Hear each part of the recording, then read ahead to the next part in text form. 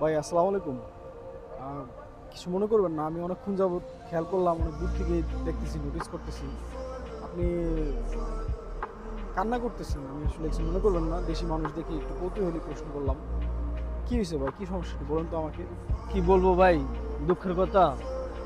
অনেক আশা নিয়ে স্বপ্ন নিয়ে দুবাই প্রবাসে আসলাম, কিন্তু দালালের আমাকে আইনা এয়ারপোর্টে রিসিভ না কইরা আমি একা একা আইসা পড়ছি। আমাকে রিসিভ করে নেই, থাকা খাওয়া দেওয়ার কথা তাও দেয় নেই, আমাকে ভালো একটা জব দেওয়ার কথা তাও দেয় নেই। আমি ভাই কি বলবো আপনাকে, আপনি আমার দেশি মানুষ হিসাবে আমি এই কথাটা শেয়ার করলাম। ভাই আমি অনেক খারাপ অবস্থার মধ্যে আছি, যা না বলার মতনই। ভাই আপনি যদি পারেন আমাকে একটু হেল্প করেন, একটা চাকরির ব্যবস্থা করেন, যেহেতু আপনি আমার বিষয় জানতে চাইছেন, আমি বললাম আপনাকে ভাই।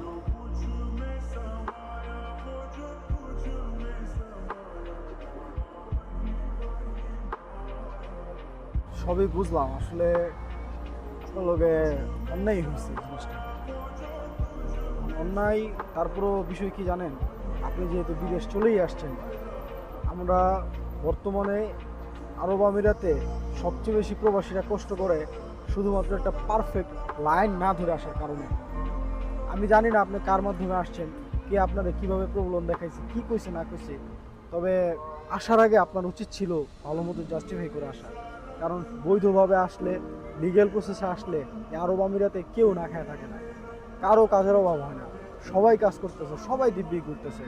আপনার সাথে যা হয়েছে যাক, আমি আপনার এই নাজুক মুহূর্তে আমি একটাই কথা কইতে চাই ভাই, ধৈর্য ধরেন, আল্লাহর উপরে ভরসা রাখেন। ভাই আছি, একজন বাঙালি হিসাবে আমি অবশ্যই আপনার, আমার বন্ধু হিসাবে, ভাই বন্ধু হিসাবে আমি আপনাদের চেষ্টা করবো ভাই সাপোর্ট দিতে।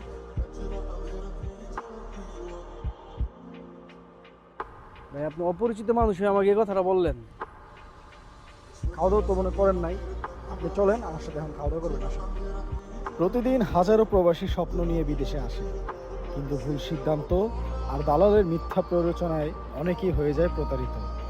বিদেশে যাওয়ার আগে যাচাই বাছাই করুন, সত্য তথ্য জেনে তারপর সিদ্ধান্ত নিন। সচেতন হন, নিরাপদ থাকুন।